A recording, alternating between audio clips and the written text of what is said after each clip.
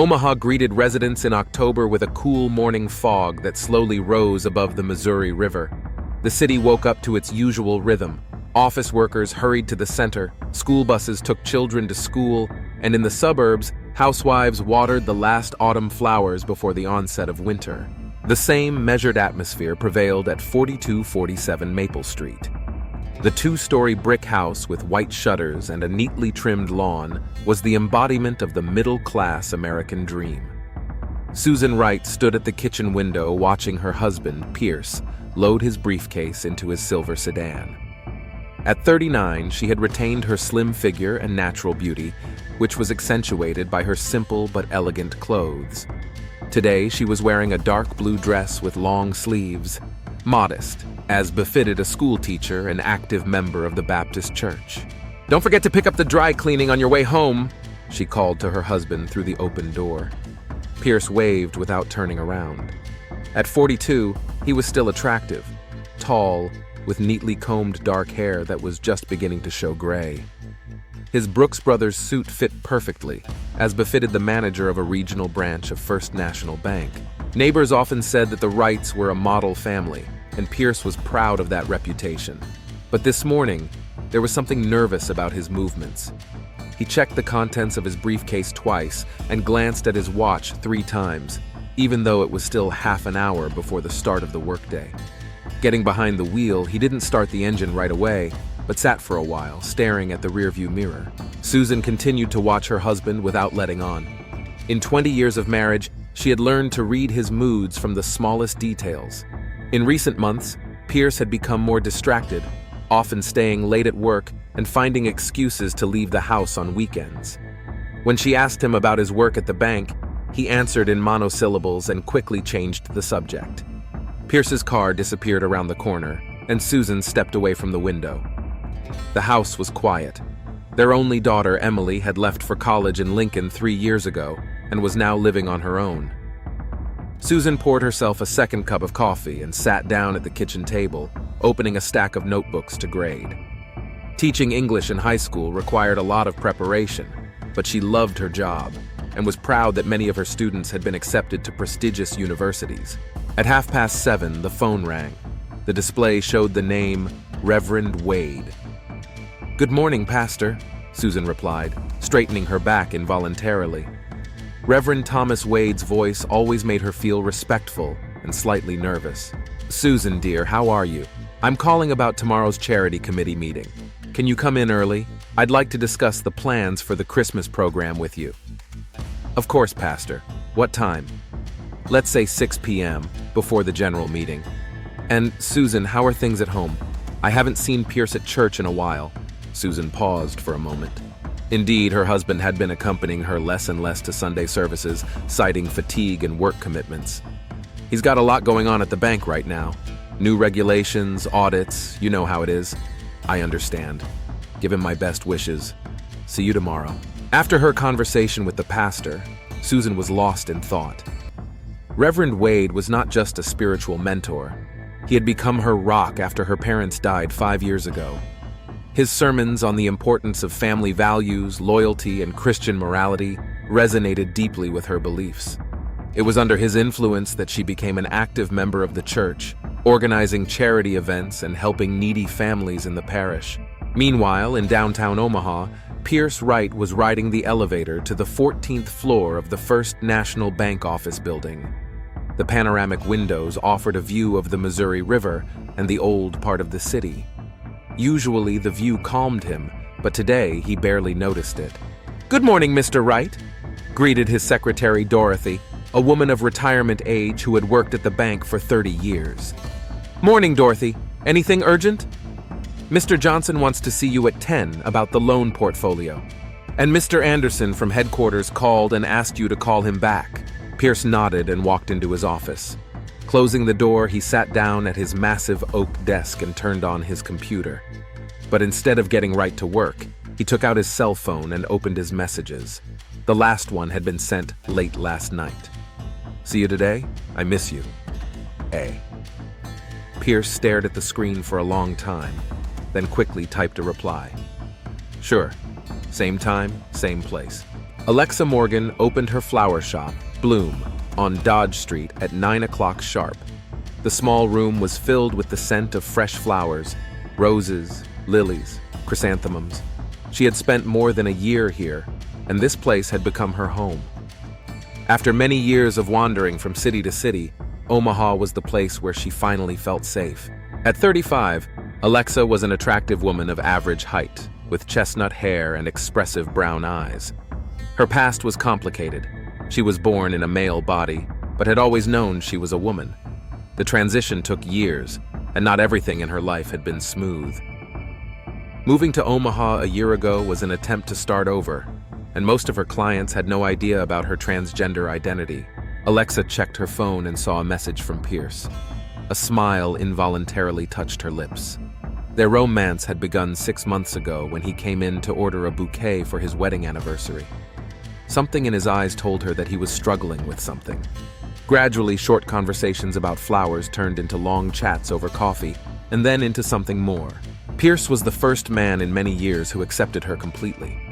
With him, she didn't feel the need to hide her past or pretend to be someone else. But she also understood the complexity of their relationship. He was married, had a reputation in town, and their connection had to remain a secret.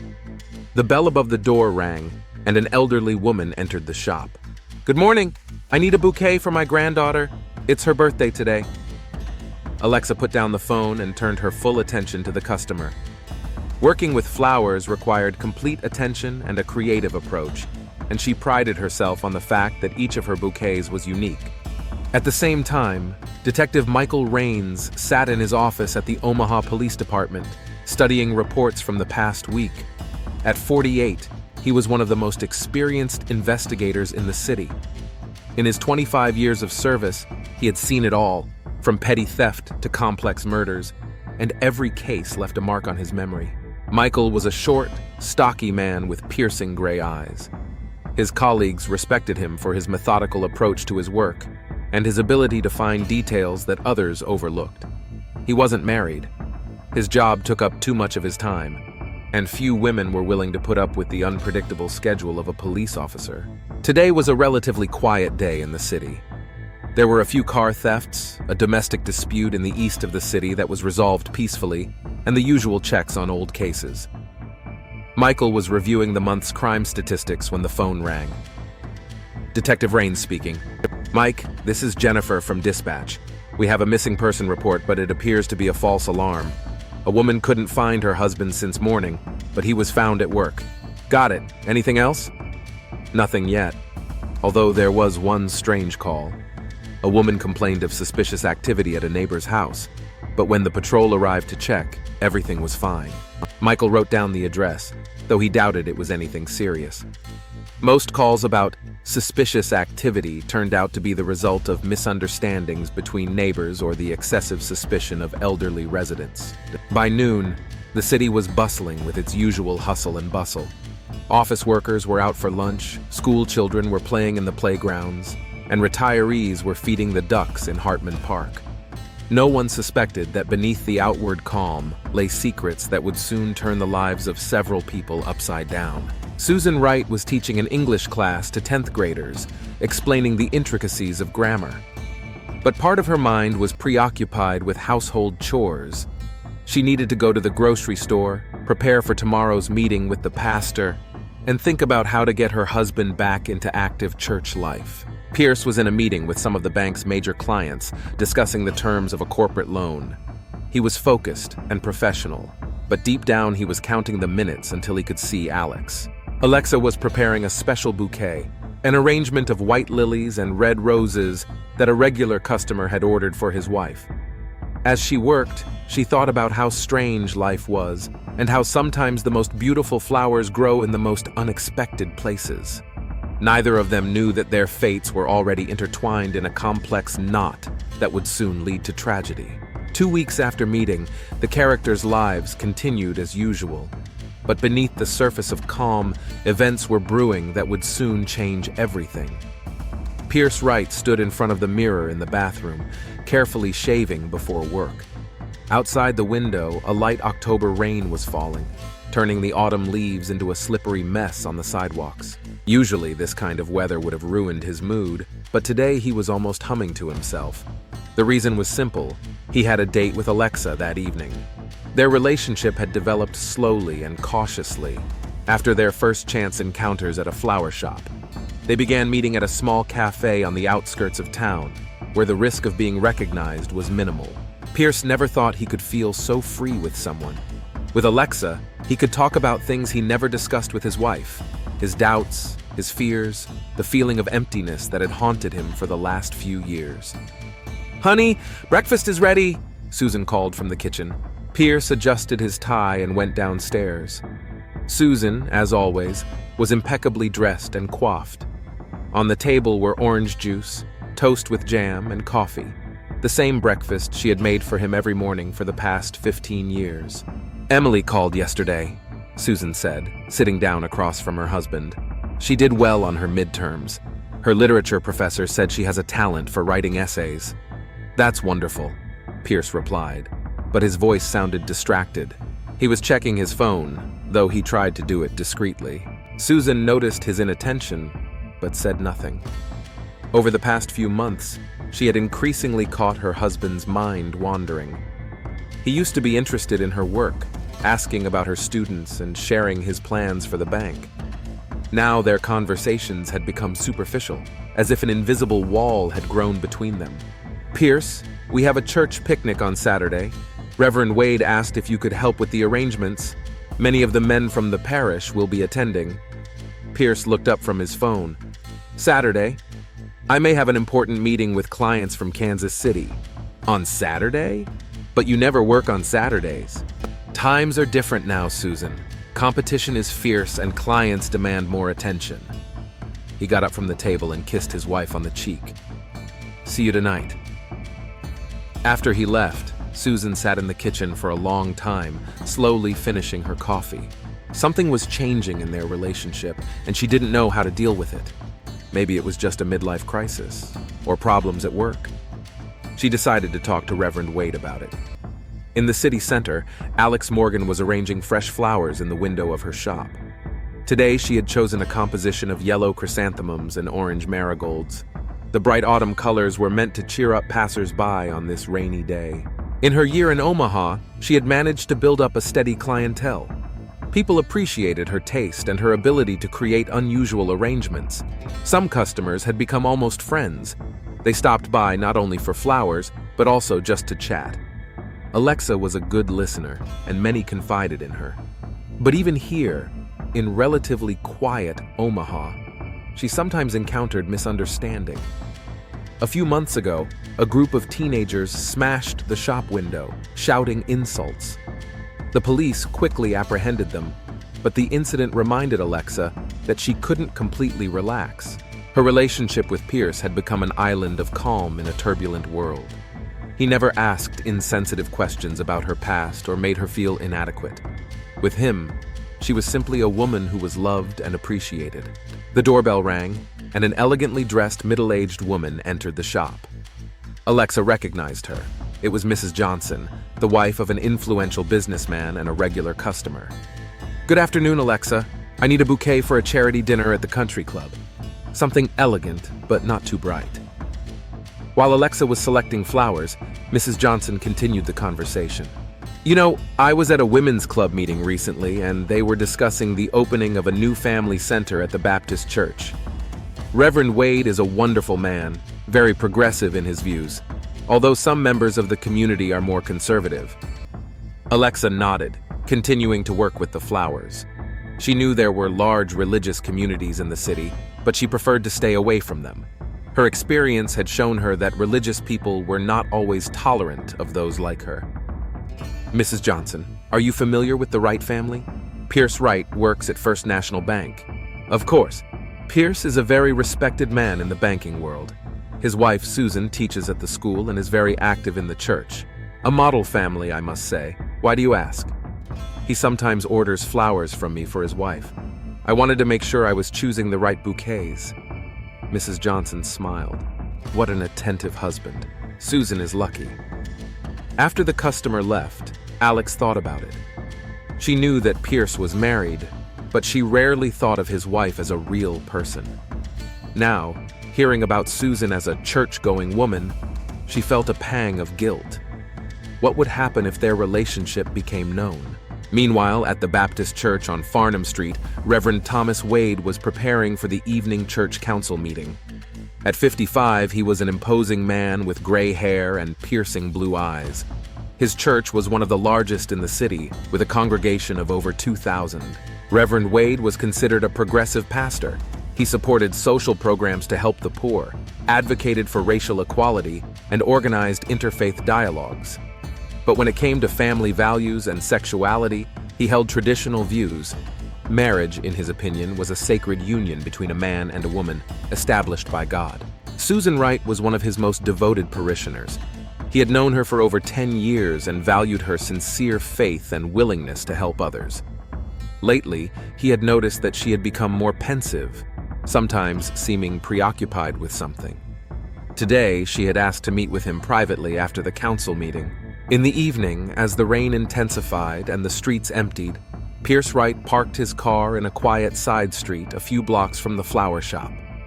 He and Alexa had agreed to meet at a small cafe called the Wind Rose, which was open late and usually half empty. Alexa was already waiting for him at a table in the far corner. She had taken off her work apron and changed into a simple black dress that accentuated her natural beauty. When she saw Pierce, she smiled, and he felt a familiar warmth in his chest. "How was your day?" he asked, sitting down across from her. "The usual. Lots of orders for fall arrangements. How about you?" "Endless meetings, reports, calls from headquarters. Sometimes it seems like banking is becoming more and more inhuman." They ordered coffee and pastries. In this cafe, they could just be a man and a woman enjoying each other's company. There was no pressure from social expectations, religious prejudices, or family obligations. "Pierce, I've been thinking about us today," Alexa said, choosing her words carefully. "Do you ever wonder where our relationship is going?" Pierce put down his cup.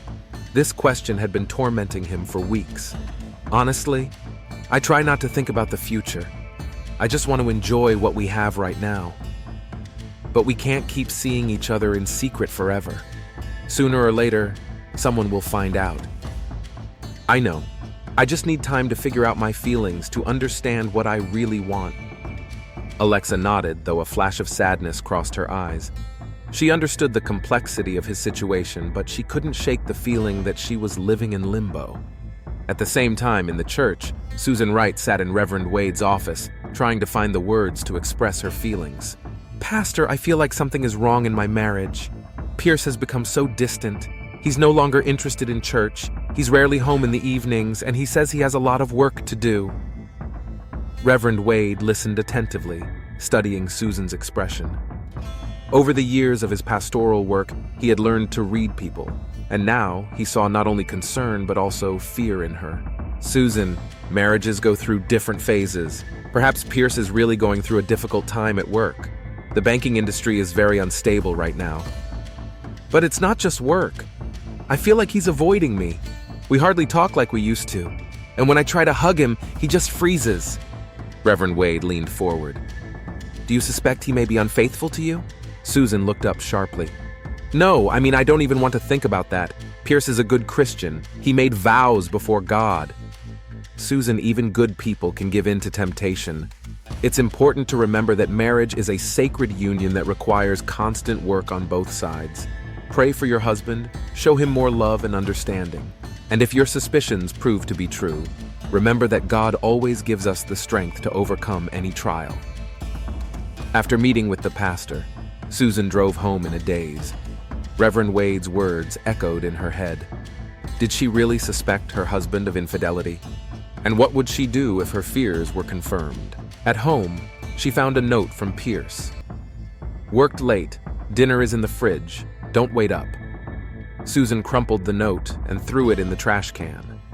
Then she went up to her bedroom and stood at the window for a long time, looking out at the rainy night. At the police department, Detective Michael Rhines was finishing his day shift. Files with current cases lay on his desk. Nothing particularly serious. A bicycle theft on the university campus, a few cases of vandalism, a domestic dispute that had been resolved without arrests. Michael was an experienced police officer and knew that quiet days don't last forever. Sooner or later, serious crimes come to town, and then his experience and intuition will be extremely important. For now, he enjoyed the relative peace and used his free time to study new investigation techniques. As he headed home, he had no idea that the lives of people he didn't yet know were already beginning to intertwine in a complex story that would soon require all his professional skills. At the Windrose Cafe, Pierce and Alexa were finishing their meeting. The rain outside had intensified, and they were in no hurry to part. "I have to go," Pierce said finally, glancing at his watch. "I know," Alex replied, but didn't move. Pierce took her hand in his. "Alexa, I want you to know that what we have is very important to me. I've never felt so alive." "Me too," she replied quietly. They parted at the door of the cafe. Pierce drove home to his wife, who suspected him of infidelity, but did not yet know the truth. Alexa returned to her small apartment above the flower shop, where she spent a sleepless night thinking about the future. Meanwhile, in the house on Maple Street, Susan Wright lay in bed, listening to the sound of rain and waiting for her husband to return. When he finally came in, she pretended to be asleep, but her heart was beating so loudly that she thought he must be able to hear it. The discovery came unexpectedly, as is often the case with truths that have been hidden for a long time. On Thursday evening, November 3rd, Susan Wright stayed late at school to grade literature tests. When she finally got ready to go home, it was already dark, and the rain had turned to sleet, the first signs of winter in Nebraska. Driving through the city center, she remembered that she needed to stop at the pharmacy to pick up some medicine for her elderly neighbor, Mrs. Harris. The pharmacy was in the same block as several small cafes and shops. Parking at the curb, Susan noticed a familiar car. Pierce's silver sedan was parked in an alley next to the Windrose Cafe. Her heart began to beat faster. Pierce had said he was working late on his quarterly report. What was he doing here? Maybe he was meeting with a client? Susan slowly walked up to the cafe window and peered inside. What she saw changed her life forever. At a table in the far corner sat her husband, holding the hand of an attractive woman with chestnut hair. They looked at each other with a tenderness that Susan hadn't seen in his eyes in many years. The woman was saying something, and Pierce was smiling, that open, happy smile that had once captured Susan's heart 20 years ago. Susan stepped away from the window, feeling the ground slip away beneath her feet. Her hands were shaking so badly that she could barely open the car door. She got behind the wheel and sat motionless for a long time, trying to make sense of what she had seen. 20 years of marriage, a daughter, a life built together. And now this woman looking at her husband with adoration. But instead of storming into the cafe and making a scene, Susan did something that would have surprised even her a few minutes ago. She started the car and drove home. On the way, a plan began to form in her head. At home, Susan methodically went about her usual evening chores. She made dinner, checked the kids' homework, and said her evening prayers. When Pierce came home around 10, she greeted him with her usual smile. "How was work?" she asked, pouring him a cup of tea. "Tired. Lots of reports, preparing for the audit." Pierce avoided looking her in the eye, which Susan had previously attributed to fatigue, but now she recognized as a sign of guilt. "Poor thing, you've been working so much lately." "Yes, banking requires constant attention." Susan nodded understandingly, although inside she was boiling. Every word he said was a lie, every smile a betrayal. But she held back because she already knew that a simple scandal would not be enough. Pierce had broken not only their marriage vows, but also the sacred commandments that were the foundation of her life. Over the next few days, Susan began to watch her husband with the cold curiosity of a detective. She noticed that he always stayed late on Thursdays, that on those days he took more care in choosing his clothes and used expensive cologne. After checking his credit card statements, she discovered regular purchases of flowers from Bloom's on Dodge Street. On Saturday morning, when Pierce supposedly went golfing with his colleagues, Susan decided to visit the flower shop. Upon entering, she immediately recognized the woman behind the counter. It was the same woman she had seen in the cafe with her husband. Up close, she looked even more attractive, and Susan felt a sharp pang of jealousy. "Welcome. How can I help you?" Alexa greeted her warmly. "I need a bouquet for the church altar," Susan replied, studying the woman's face closely. Something modest but beautiful. While Alexa was picking out flowers, Susan discreetly looked around the shop. There was a photo on the wall of Alexa with a group of people at some event. Among them, Susan recognized several faces with horror. They were LGBT activists whose photos sometimes appeared in the local news. "Beautiful lilies," Susan said, pointing to the bouquet. "My husband sometimes gives me similar ones." Alexa smiled. "You have a caring husband. What's his name? He might be one of our regular customers." Pierce Wright." Susan watched Alexa's reaction closely and noticed her tense up for a moment, though she quickly regained her composure. "Yes, Mr. Wright sometimes orders flowers from us. He's a very polite man." "Probably because it's for me," Susan said with feigned innocence. "Although he hasn't given me any flowers lately. Maybe he's planning a surprise?" Alexa said nothing, concentrating on arranging the bouquet. Susan realized that the woman knew she existed but had no idea who she was. After paying for the flowers, Susan left the shop with a new understanding of the situation. Now she not only had a rival, but also an idea of who she was. More importantly, she knew where to find her. Susan spent the next few days planning meticulously. She studied the church schedule, analyzed her usual routine, and thought about how to create the perfect alibi. The main thing was to act in such a way that no one would suspect her of planning something terrible. On Sunday after the service, she lingered to talk to Reverend Wade. "Pastor, I wanted to thank you for our last conversation. Your words about the sanctity of marriage really helped me." "I'm glad, Susan. How are things at home?" "Better. I'm praying more for Pierce and trying to be patient, although sometimes it seems like he's completely lost his faith." Reverend Wade frowned. "That's a serious problem. A man should be the spiritual leader of his family. Perhaps you should consider family counseling." "I'll think about it. In the meantime, could you add me to the Christmas program planning group? I'd like to be more active in the church." "Of course. Meetings are on Thursdays at 7 p.m. We'd love to have you." Susan smiled. Thursday was the day Pierce met his mistress. Now she would have the perfect alibi. On Monday, she stopped by the school secretary's office and asked to have her schedule changed. "Mrs. Wright, are you sure you want to move the parent-teacher conferences to Tuesday? Thursday is usually more convenient for parents." "I know, but I have church on Thursdays now. I'm sure the parents will understand." The secretary made the changes to the schedule, unaware that she was helping to plan a murder. That evening, Susan called several acquaintances from church. "Hi, Mary.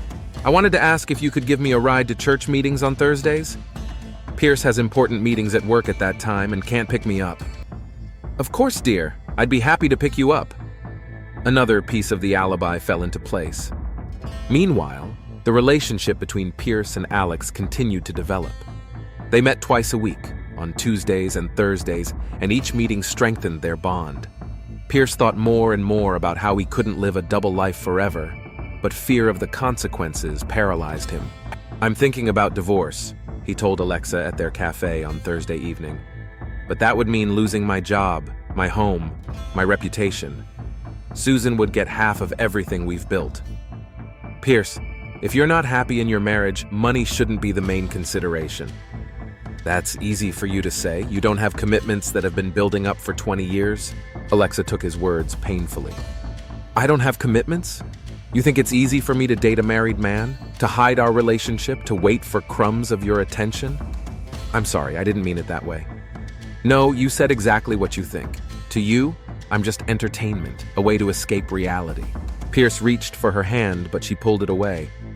"Alexa, you know that's not true. You're the most important thing in my life. Then prove it. Make a decision. I can't live in limbo forever." That night, they had their first serious fight in their entire relationship. Pierce drove home in turmoil, unaware that his wife had already made up her mind. At the police department, Detective Michael Raines was working on a jewelry store robbery case. The thieves had acted professionally, and the investigation required painstaking work with evidence and witnesses.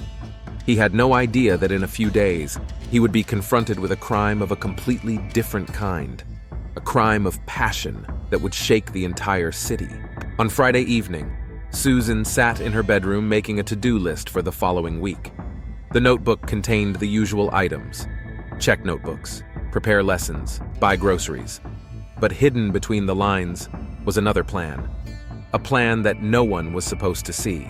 She knew that next Thursday, Pierce would meet his mistress again. She knew she would have the perfect alibi. A church meeting with dozens of witnesses. She knew that no one would disturb them at home because the neighbors were used to her regular Thursday absences. The plan was simple and ingenious at the same time. But most importantly, it was just. Pierce had broken his sacred vows, betrayed their marriage, and defiled the memory of their life together. He deserved punishment, and she was prepared to be the instrument of God's justice. Susan closed her notebook and knelt beside the bed for her evening prayers. But on this night, her prayers were not for forgiveness or understanding. She prayed for the strength to do what had to be done. Outside, snow began to fall, covering Omaha with a white blanket. Winter was coming to the city, and with it came events that would forever change the lives of everyone involved in this tragedy. Thursday, November 10th, began like any other day in the Wright family's life. Susan woke up at 6:30 a.m., as usual, and made breakfast for her husband. They hardly spoke at the table. Pierce read the news on his tablet while she pretended to look over school documents. But inside, she was trembling with anticipation. "I have a meeting with clients from Kansas City today," Pierce said without looking up. "It might run late." "I understand," Susan replied calmly. "I have a church meeting at 7. Mary will pick me up at 5:30. Pierce nodded, still not looking at his wife. If he had looked up, he would have seen something in her eyes that would have made him reconsider his plans for the evening. But he was too consumed by his own guilt and anticipation of meeting Alexa. At school, Susan spent the day in a strange state of detachment. She taught her classes automatically, checked papers, responded to colleagues, but part of her mind was preoccupied with finalizing her plan. After school, she stopped at a hardware store and bought a new pair of rubber gloves, telling the salesman she was going to clean out the garage. At home, Susan took a shower and changed into dark clothes, black jeans and a dark blue sweater. At 6:30, the car of Mary Connor, her neighbor from church, pulled up to the house. "Hi, dear. Ready for the meeting?" Mary greeted her cheerfully. "Sure," Susan smiled as she got into the car. "Thanks for the ride." On the way, they discussed plans for the Christmas program. Mary was a talkative woman and didn't notice that Susan was distracted and frequently glancing at her watch. At church, Susan actively participated in the first part of the meeting, offering suggestions for decorating the altar and signing up for duties. When the clock struck 7:30, she approached Pastor Wade. "Pastor, I'm sorry, but I have a terrible headache. May I step outside for some fresh air?" "Of course, Susan. Perhaps you should go home." No, it will pass. I'll just walk around the building and come back." Reverend Wade nodded understandingly. Susan left the church through a side door that led to a small garden. Here, in the shade of the trees, she quickly walked to the far end of the parking lot where she had left her car that morning when she had arrived, supposedly to prepare for the meeting. Her heart was pounding as she got behind the wheel. It was only a 15-minute drive home, but every second seemed like an eternity. She put on the rubber gloves she had bought that afternoon and checked that her house key was in her pocket. The house on Maple Street was plunged into darkness, with only a dim light burning in the living room. Pierce should have been back from his meeting at any moment. Susan parked the car in the garage and entered the house through the back door. In the kitchen, she picked up the heavy cast-iron skillet, the one they had bought in their first year of marriage and which had served them faithfully all these years. How ironic, she thought. At 8:30, she heard the sound of a car pulling into the driveway. Susan stood in the doorway between the kitchen and the living room, clutching the handle of the frying pan tightly. Her heart was beating so loudly that she was afraid Pierce would hear it. Pierce entered the house, threw his keys on the table in the hall, and headed for the living room. He looked tired and pensive. Apparently his meeting with Alex had not brought him any relief. "Susan?" he called, getting no answer. "Are you home?" He walked into the living room and stopped at the window, taking out his phone. He probably wanted to check his messages or call Alexa. Susan silently emerged from her hiding place. "I'm here," she said quietly. Pierce turned around, surprise written all over his face. "Aren't you at the meeting? Why not?" He didn't have time to finish his sentence. Susan swung the frying pan and hit her husband on the head with such force that the dull sound of the blow echoed throughout the house. Pierce fell to his knees, clutching his head, blood oozing from his hands. "Susan, what are you doing?" He tried to stand up but staggered. 20 years of marriage," she said in a cold voice, raising the frying pan for a second blow. 20 years of lies. The second blow landed squarely on the back of his head. Pierce collapsed to the floor and didn't move. Susan stood over her husband's body, breathing heavily. Blood slowly spread across the light-colored carpet in the living room. For several minutes, she couldn't move, staring at what she had done. Then muscle memory took over. She acted according to the plan she had rehearsed many times in her head. Susan washed the frying pan, carefully wiped down all the surfaces she had touched, took off her rubber gloves, and burned them in the fireplace. She checked her clothes for bloodstains. Luckily, she had been standing far enough away to avoid any splatters. By 9:15, she was already on her way back to the church. Leaving her car in the same spot in the far parking lot, she returned to the building through a side door. In the restroom, she splashed cold water on her face and fixed her hair. "Susan, are you okay? Is your head okay?" Mary asked anxiously when she returned to the hall. "Yes, much better. The fresh air helped." "Good. We were just discussing the music for the Christmas service." Susan joined the discussion as if nothing had happened. Inside, she was trembling, but outwardly she remained calm and focused. Reverend Wade addressed her several times, and she responded thoughtfully and to the point. The meeting ended at 10:30. Mary drove Susan home, chatting about how well the meeting had gone and how much they had discussed. "See you on Sunday," Mary said as she left. "Sure. Good night." Susan entered the house through the front door, turned on the light in the hallway and called out loudly, "Pierce, I'm home!" Of course, there was no answer. She walked into the living room and turned on the light. Her husband's body lay where she had left it, in a pool of congealed blood. Susan grabbed the phone and dialed 911. "Emergency services, how can I help you?" "Help!" she screamed into the receiver, her voice filled with panic. "My husband is in the house, he seems to be dead." "Ma'am, calm down. Please give me your address." 4247 Maple Street, please hurry." "A car is on its way. Don't touch anything at the scene. Officers will be there in a few minutes." Susan sank down onto the sofa, her eyes fixed on her husband's body. Now all she could do was wait and play the role of the devastated widow. Patrol Officer James Coleman was the first to arrive. He found Susan sitting on the porch of the house. She said she couldn't stay near the body any longer. "Ma'am, tell me what happened," the officer asked gently. "I came back from church around 10:30, Susan said in a trembling voice. "I called my husband, but he didn't answer. I went into the living room and saw him lying on the floor in a pool of blood." "Did you hear any noises? Did you see any strangers?" "No, nothing. The house was quiet when I arrived." 10 minutes later, Detective Michael Raines's car arrived. He immediately went to the crime scene, leaving his colleagues to question Susan. With an experienced eye, he assessed the situation. No signs of forced entry, nothing stolen. The blow was delivered from behind with a blunt object. "Looks like a domestic dispute," he said to his assistant, "or a robbery that went wrong." Raines examined the body carefully. Pierce Wright was dressed in a business suit, and his wallet with money and credit cards was in his pocket. His watch and wedding ring were still there. The car keys were on the table by the door. "Detective," Officer Coleman called. "The victim was alive when the body was found. His wife was at a church event. She has an alibi." Raines nodded, but his years of experience told him that family murders were often committed by people with the most impeccable alibis. He decided to talk to Mrs. Wright himself. Susan was sitting in the ambulance, wrapped in a blanket. Tears were streaming down her cheeks, and she looked completely devastated. Mrs. Wright, I'm Detective Rains. I'm sorry for your loss. I understand this is a difficult time, but I need to ask you a few questions. Of course, Susan whispered. I want you to find the person who did this. Tell me about the events of tonight. When was the last time you saw your husband alive?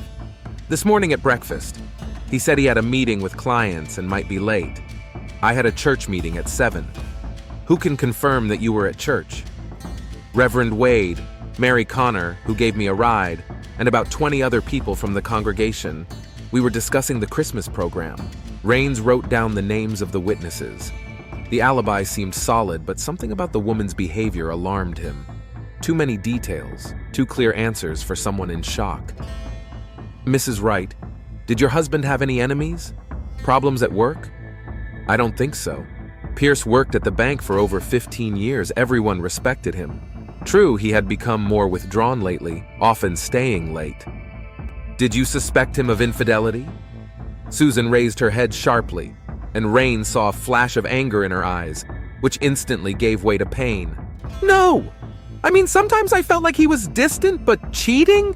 Pierce was a good Christian. He would never have broken his marriage vows. The detective nodded but wrote in his notebook, check for possible infidelity on the part of the victim. By midnight, the house on Maple Street was cordoned off with yellow tape, and Pierce Wright's body was taken to the morgue. Susan was put up in a motel. The house was now a crime scene and off limits to residents. Lying in an unfamiliar bed, Susan allowed herself to relax for the first time all day. The plan had worked perfectly. She had an alibi, corroborated by 24 witnesses. There were no clues left behind. Pierce had paid the ultimate price for his betrayal. Snow fell outside the motel window, covering Omaha with a white blanket. The city slept, unaware that a perfectly planned murder had just taken place in its quiet suburbs. On Friday morning, Detective Michael Rains arrived at the police department earlier than usual. The murder of Pierce Wright had kept him awake all night. In his 25 years on the job, he had learned to trust his intuition, and it was telling him that this case was not as simple as it seemed. First, he checked Susan Wright's alibi. A call to Reverend Wade confirmed that she had been at the meeting from 7 o'clock to 10:30. Mary Connor said she had driven Susan there and back. 15 other witnesses from the church confirmed that they had seen her throughout the evening. Too perfect, Rains muttered as he studied the records. He called the church and asked to meet with Reverend Wade. Thomas Wade welcomed the detective into his office, looking shaken by the news of Pierce's death. A terrible tragedy. Susan was one of our most devoted parishioners. I can't believe such a tragedy has befallen their family. Pastor, tell me more about yesterday's meeting. Was Susan there the whole time? Yes, of course. Although she did leave around 7:30 to get some air, she was complaining of a headache. But she came back after 10 or 15 minutes. Rains felt something click in his head. She left? For how long? 15 minutes, no more. I even offered to drive her home, but she said the walk would help. And where did she walk? In the garden behind the church. It's quiet there, lots of trees. After talking to the pastor, Rains went to the church and looked around the grounds. The garden was indeed a secluded spot, and more importantly, there was a direct exit to a distant parking lot hidden from the main building. The detective timed it. It took 12 minutes to drive from the church to the Wrights' house in normal traffic. So, theoretically, Susan had enough time to drive home and back. But that was just theory. The next step was to examine the Wright family's financial records. In the bank statements, Rains discovered regular purchases at Bloom's flower shop. Always on Thursdays, always for significant amounts. At the same time, Pierce's colleagues confirmed that he had no client meetings on Thursday evenings. Bloom was located in the city center, in the same block as the Wind Rose Cafe. Rains decided to pay the owner a visit. Alexa Morgan greeted the detective with obvious nervousness. When he introduced himself and said he was investigating the murder of Pierce Wright, the woman's face turned pale. "Pierce is dead?" she whispered, clutching the counter. "Did you know him well?" Alexa hesitated for a few seconds, then sat down on a chair. "We had a relationship for the last 6 months. A romantic relationship. Yes, I know he was married, but we loved each other." Rains took out his notebook. "When did you last see him?" Thursday evening, we met at the Windrose Cafe as usual, but we had an argument. About what? Alexa recounted their conversation, how Pierce had been torn between his wife and her, their conflict, and their cold breakup. She cried as she spoke, and Rains realized that her grief was genuine. Miss Morgan, did Mrs. Wright know about your relationship with her husband? I don't think so. We were very careful. Although recently a woman came to the shop and said she was Pierce Wright's wife. She was buying flowers for the church. How did she behave? Normal. She asked if I knew her husband since he sometimes buys flowers from us. I said I did, but didn't go into details. Rains felt the pieces of the puzzle starting to fall into place. Susan knew about her husband's infidelity, had a motive, and had the theoretical opportunity to commit the murder, but he needed hard evidence. Back at the station, the detective carefully studied the photos from the crime scene. The blow had been delivered from behind, while Pierce was standing at the window. The killer was about the same height as him, too tall for a random robber, but just right for his wife. Mike, we have the autopsy results, said a colleague as he entered the office. Death occurred between 8 and 9 p.m. from a blow to the head with a blunt object, most likely a heavy frying pan or something similar. Rains nodded. The time of death coincided with Susan's absence from church. All that remained was to find the murder weapon and prove that she was indeed at home at the time. The next day, the detective obtained a search warrant for the Wright home. In the kitchen, he found a complete set of kitchen utensils, but one frying pan, the largest and heaviest, was missing. Where's the cast iron frying pan? He asked Susan, who was present during the search. I don't know. Maybe Pierce put it somewhere, she replied uncertainly. A thorough search of the house, garage, and trash cans yielded no results. The frying pan seemed to have vanished into thin air, but in the fireplace, Rains found traces of a recent fire, ash from rubber or plastic. On Saturday evening, the detective sat in his office analyzing the facts he had gathered. The motive was there, her husband's infidelity. The opportunity was there, a 15-minute absence from church. But there was still no direct evidence. Then, an idea struck him. If Susan had really driven home during the church service, there should be traces. He contacted the technical department and asked them to analyze the surveillance cameras along the route from the church to the Wrights' house. The answer came on Monday morning. At 7:42 p.m., a car resembling Susan Wright's was recorded on camera at the intersection of Dodge Street and 48th Street, heading toward her home. At 8:23 p.m., the same car was seen driving in the opposite direction. We got her, Rains muttered. But Susan wasn't so easy to catch. When the detective showed her the video, she remained calm. That's not my car. Detective, there are hundreds of similar cars in the city. The license plate is not visible because of the poor quality of the recording. Rains knew she was right. The image was blurry, and such evidence might not hold up in court. He needed something else. The breakthrough came unexpectedly. On Tuesday morning, an elderly woman named Mrs. Harris, Wright's neighbor, called the station. Detective, I remembered something strange. On Thursday evening, I looked out the window and saw Susan's car pulling into the garage. It was around 8 o'clock. I thought it was strange because she always goes to church on Thursdays. Are you sure of the time? Absolutely. My favorite news program was just starting at 8. Rains felt a rush of adrenaline. The witness's testimony, combined with the video footage, provided sufficient grounds for arrest. On Wednesday morning, the detective arrived at the motel where Susan had stayed after the murder. He found her in the motel cafe, drinking coffee and reading the Bible. Susan Wright, you are under arrest on suspicion of murdering your husband, Pierce Wright. You have the right to remain silent. Susan closed the Bible and looked at the detective with calm eyes. I knew this day would come. Do you want to make a statement? A long pause. Then Susan nodded. Yes, I want to tell the truth. In the interrogation room, Susan confessed everything. She told how she found out about her husband's infidelity, how she planned the murder, how she created an alibi.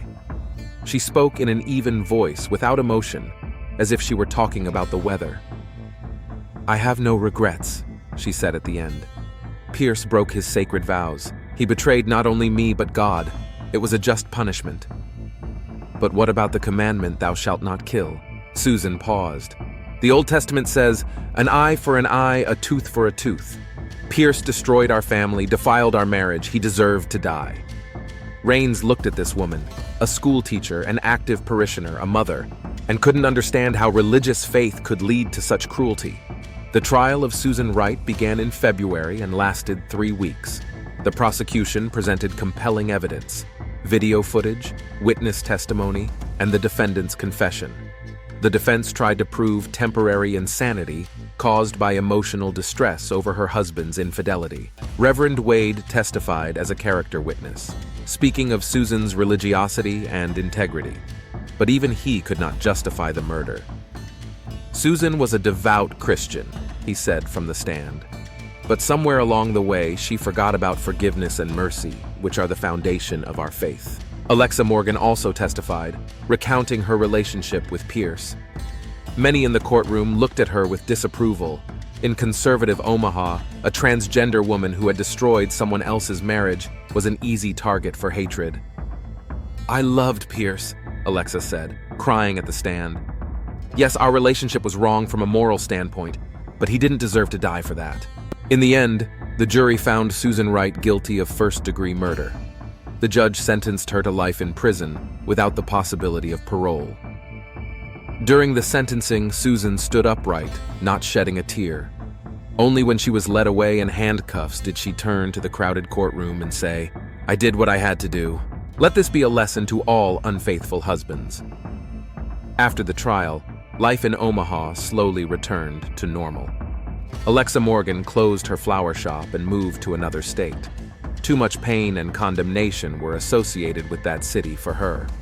Reverend Wade used the tragedy as an opportunity to preach about forgiveness and the dangers of religious fanaticism. Detective Michael Rains continued to serve on the police force, but the Susan Wright case remained one of the most memorable of his career. Not because of the complexity of the investigation, but because of the coldness with which a religious woman planned and carried out the murder of her own husband. In a Nebraska women's prison, Susan Wright spent her days reading the Bible and praying. She still considered herself a righteous woman who had punished a sinner. There was no remorse in her heart, only the conviction that she had done the right thing in the eyes of God. Sometimes she received letters from other female inmates who admired her courage in punishing her unfaithful husband. Susan read these letters with satisfaction, seeing them as confirmation that she had done the right thing. The house on Maple Street stood empty for a long time. No one wanted to buy the site of a murder. Finally, it was torn down, and a small park was built in its place. Neighbors said it was the right thing to do. Let flowers grow on the site of the tragedy. The story of Pierce Wright's murder became a local legend, passed down from generation to generation. It served as a warning about how religious zeal and a sense of righteousness can lead to tragedy, and that the most terrible crimes are often committed not by strangers in dark alleys, but by those who sleep next to us in the same bed. Emily Wright, the daughter of the murdered man and the murderer, changed her last name and moved to the West Coast. She never visited her mother in prison and tried to forget the tragedy that destroyed her family. But sometimes, looking at happy couples on the street, she remembered her father and mother in those rare moments when they were truly happy together, and she cried for what was lost forever.